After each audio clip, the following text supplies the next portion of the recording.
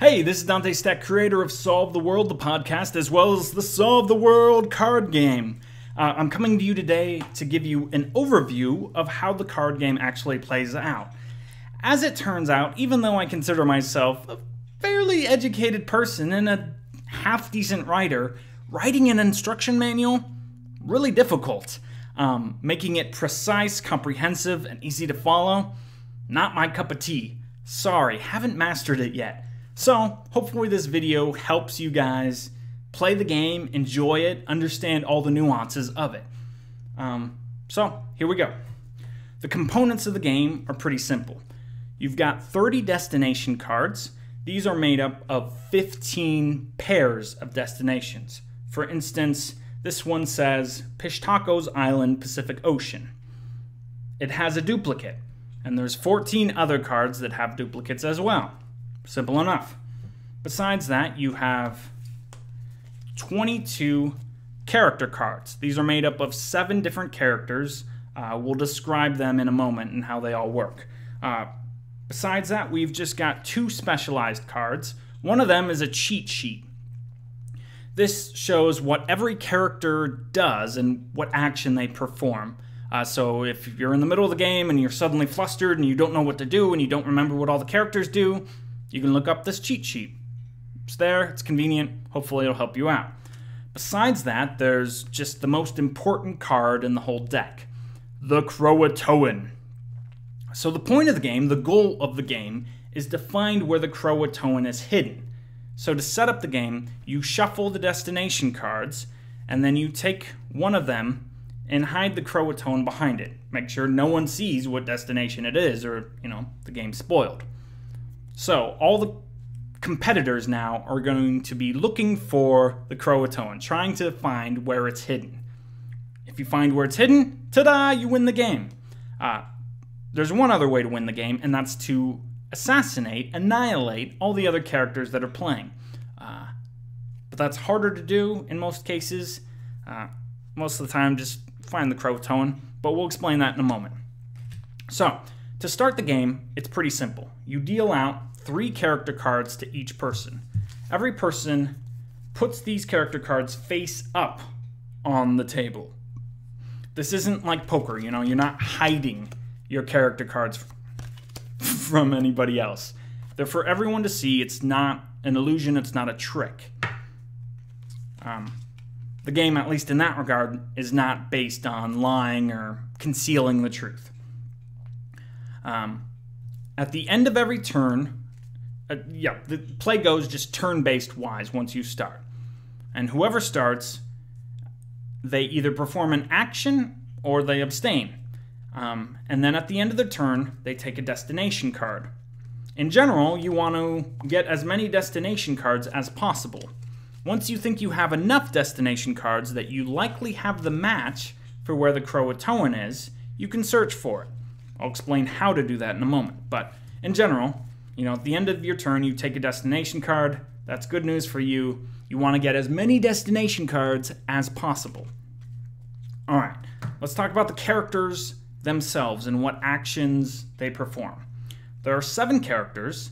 5 of them perform actions. 2 of them just perform traits.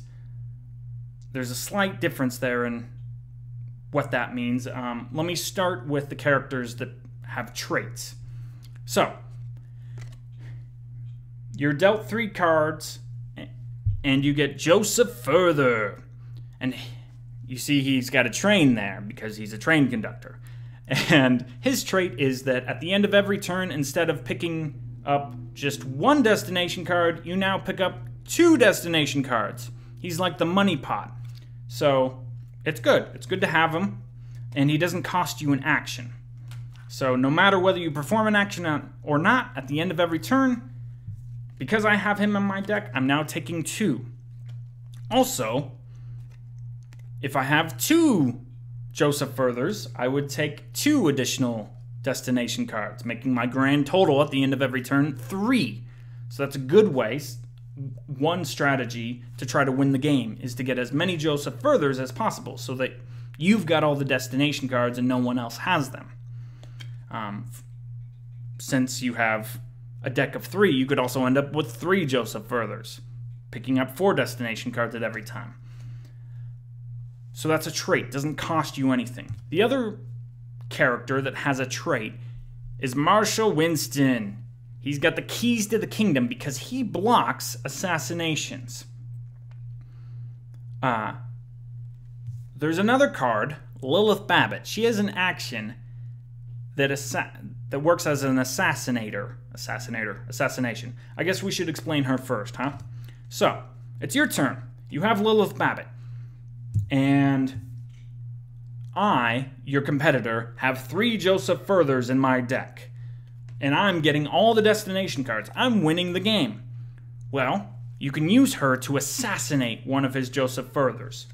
The only trick is, it takes 1 action, so it's the only thing you can do in a particular turn, and it costs 3 destination cards.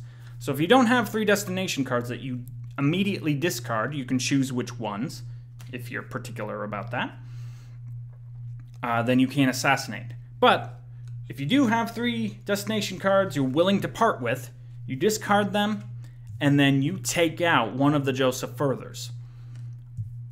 You can take out any character you want in any other competitor's deck. It's not random. You can specifically choose which one you want to take out, unless your competitor has a Marshal Winston in their deck. If they do, that Marshal Winston protects that competitor's deck, all of them. So if I have 2 Joseph Furthers and a Marshal Winston, and you have a Lilith Babbitt, you can't touch me. I've got my protection. Got it? I think you got it. You got it. So again, Lilith Babbitt costs 3 destination cards. So it is costly, but it's a good reward, right? Taking out your enemy. There's one nuance to this. If you have 2 Lilith Babbitts, and I only have 1 Marshal Winston, your 2 outnumber my 1. So you can take me out now. Alright? It's just a numbers game. Similarly, if you have 3 Lilith Babbitts and I have 2 Marshal Winstons, I'm not safe anymore. You can take out any one of my characters you want. Of course, only 1 at a time. You can only ever do 1 action per turn. So you can't take out a whole other competitor's characters in 1 turn. Doesn't work. Only 1 action per turn. Got it? Got it. Moving on. Alright, so now we're getting into actions. So your turn comes and you get the opportunity to perform an action. And if you have Joseph Further, of course, you've got the trait that you can enact at the end of your turn. But pretty much that's all you can do, with one exception. If you don't like your hand, if you got just a hand that you think is just garbage, you can use an action. It's not a character card, it's just an action of turning in 3 destination cards, discarding them if you have them, and in return you get a reshuffle of character cards. Okay? Makes sense? Let me talk about Jennifer Dash. So she's the protagonist of the podcast, so you would expect her to be the most important card in the character card deck. She is. So, you want to win the game. You want to find the Croatoan. You need Jennifer Dash. She only performs 1 function, but she performs it, well. So you're playing the game, you're getting destination cards, boom, boom, boom, boom, boom. And let's say you've got like 20 destination cards. So you're pretty sure, out of all these cards, surely the Croatoan is hidden in one of them, right? There's a match. Your destination card has to match the destination card that the Croatoan is hidden in, you think. Well, if you're ready to gamble to try to win the game, on your turn, you play Jennifer Dash. You play Jen Dash. And when you do that, you automatically reveal where the Croatoan is. In this case, it's Dolpa Nepal. If you have Dolpa Nepal in your deck, you win. You've got a match. Game over. Jennifer Dash found the Croatoan. you win. You beat all your competitors. If you do not, Jennifer Dash, the card, is discarded. She, in essence, dies. And not only that, you have to pay a penalty of 5 destination cards that you automatically have to discard. After that, you reshuffle the destination cards, put a new destination card under the Crow-Tone. Crow-Tone's in a completely new place, and play continues as usual. Okay? But you can't search for the Crow-Tone without playing Jennifer Dash. And if she dies, all right, you've got 3 cards, you use her, you search for the Crow-Tone, you were unsuccessful, you discard her, now you're simply playing with 2 cards. It's the same with assassination. If one of my cards is assassinated, I don't get to, take a new character card from the deck. I'm just playing with 2 now. So using Jennifer Dash is always a gamble. And that's kind of the fun of it, is that even if I have 28 of 30 destination cards and you have just 1 destination card, you can't be sure, or I can't be sure, that I have the matching Crow-Tone card. So in that way, the game's fun for underdogs, because you're never out of it until the very end. Alright, let's keep going. There's a few more cards to explain. Let's see, I've explained Marsha Winston. I've explained Lilith Babbitt. Remember, she costs 3 destination cards to play. I've explained Joseph Further. I've explained Jen Dash. Let's see, that's 1, 2, 3, 4. Lex. So I said before, if it's on your turn and you don't like the cards you have, you can pay 3 destination cards and shuffle your character cards, get new ones. If you have Lex, you can perform that action for free, or actually for 1 action, but she doesn't cost 3 destination cards. That's all she does, that's the only thing she performs. But if you really needed Jen Dash, for instance, I can have all the cards in the world, but if I don't have Jen Dash, I can't search for the Crow-Tone. So having Lex in my hand can be helpful. And when you use her, you can just shuffle out 1 card, 2 cards, or all 3. Your choice. And that's what Lex does. Next, Pied Piper. Now there's only 2 of him in the deck, so you're less likely to have him in your deck. But if you do, he's super powerful. So he performs 1 task, just like everybody else, 1 action. And when you have him, when you put him into play, you can steal any other competitors, any other players' destination cards, all of them. You make them suddenly broke. You take all their cards. But in doing so, you immediately have to discard your Pied Piper. So it makes you stinking rich really quickly, but now, if you had 3 cards, now you're down to 2, and you're more likely to be assassinated now, or you're more vulnerable in general. So he comes with a cost. Also, of course, there can be 2 of these guys out there. So I could steal all of yours, discard him, and then you could have the Pied Piper and steal all of them back. So he's tricky. He's a tricky guy. Last card, Miles Faw. He is the mind reader in the podcast and kind of the same role in the card game. So when you have him, he can turn into any other character card. That's his action. So, you want him to be the Pied Piper?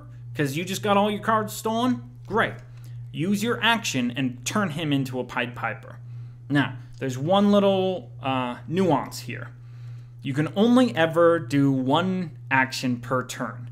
So, you use him, you turn him into a Pied Piper. You can't steal your competitor's cards in the same turn. You have to wait. You have to wait a whole turn because you've already done your 1 action for your turn. So, in contrast, if I turn Miles Faw into Joseph Further, that gets 1 extra destination card per turn, since that's a trait, I can get an extra card this very turn for doing that. Okay? The only other thing about Miles Faw is once you turn him into something, he never turns out. So, I turn him into Joseph Further, he's going to remain Joseph Further until he's assassinated or discarded or whatever. Okay? That's pretty much how the game plays. The only other thing to remember or to recall is that if you run out of destination cards, don't worry about it. Just keep playing the game as normal. Just don't take a destination card at the end of your turn. It's no biggie. Eventually, someone's going to have to put more cards into the discard pile because they have an action to perform, or they're going to search for the Croatoan. It'll naturally work itself out, so don't worry about it. Okay, I hope this was helpful. If it wasn't, or if there's still something that's unclear, shoot me a message, dantestack@gmail.com, dantestack@gmail.com. Hope you enjoy it. Shoot me some pics or some video if you play it with a group and enjoy it. I would love to have it, love to share it. It would be helpful. Thanks.